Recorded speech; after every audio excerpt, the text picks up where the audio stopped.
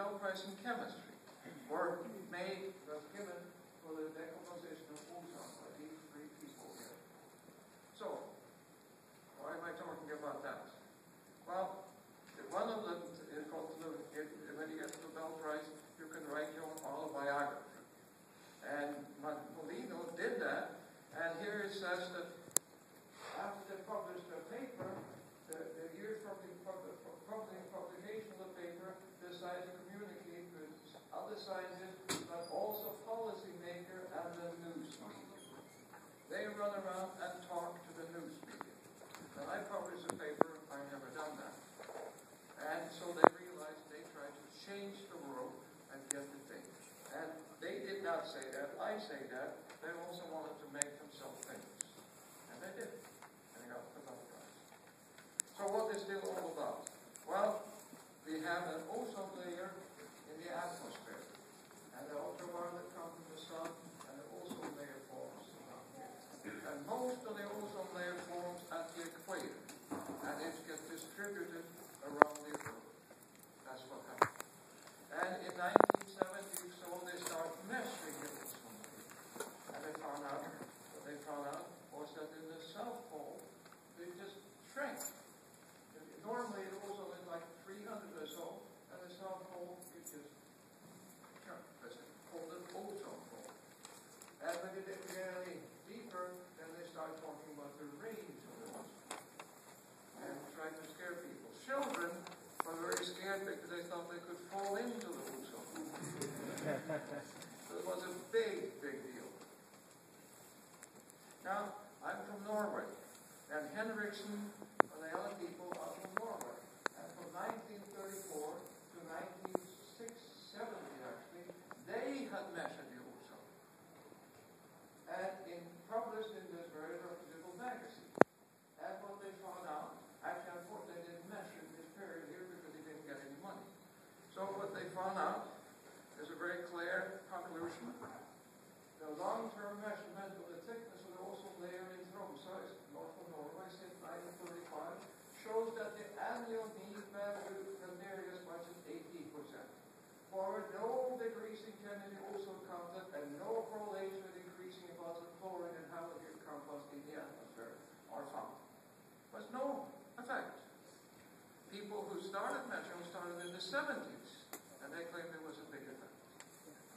Now the worst part of that is that this paper had only 6 citations, mainly by the authors, which is common. They ignore this paper, and that is not good science. So in 1987 there was a Montreal Protocol, and it managed to get rid of the CFCs, they call the chlorofluorocarbons. The chemistry of that Nobel Prize I will not comment on, but I'm going to comment on it was a wrong thing to ban the CFC as well. Definitely wrong. The reason it's wrong is that, first of all, it's costing you money, and new refrigerants are both more expensive and less efficient.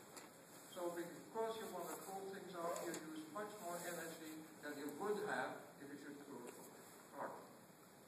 And here is all sorts of stuff where they scare people with, that they also hold the dermatologist claimed that they see more patients with sun-related condition, nourishing ornament, damage to plant. The sailor said that his bakery sales was ruined. You know, everything comes up when they talk about that.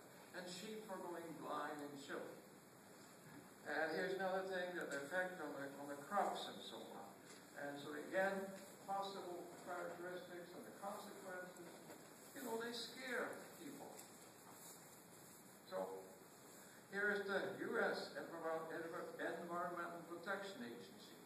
And they was driving this. And they said that since the Montreal Protocol came in, they have these years here, they say that from these years, 3,228,517 people have gotten melanoma. Now can you imagine coming up with a number like that? 3 million something and 17 people will get melanoma.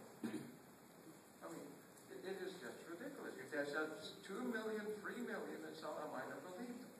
But the Montreal Protocol changed. They have an amendment to that in London. And now only 31,569 people are going to get medal in those years. So they have saved roughly 3 million people from getting medal, they say. But furthermore, there's a Montreal adjustment. And now they have nobody will get double number in those years. See how they can brag about themselves and say this is what they've done. But the facts are,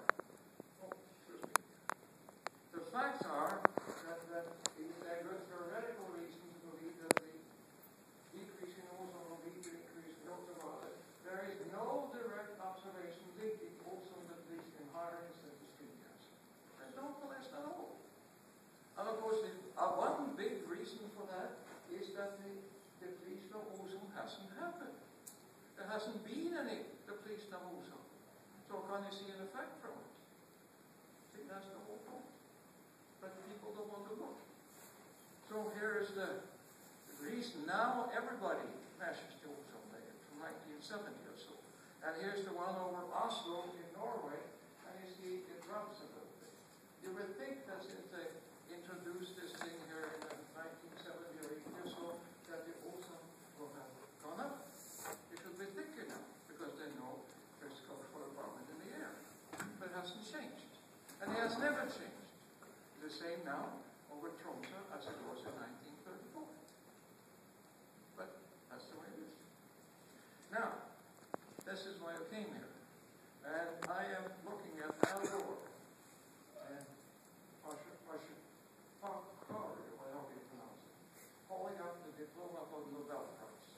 And I'm sorry to say that the Nobel Prize in Peace, which they got, is given out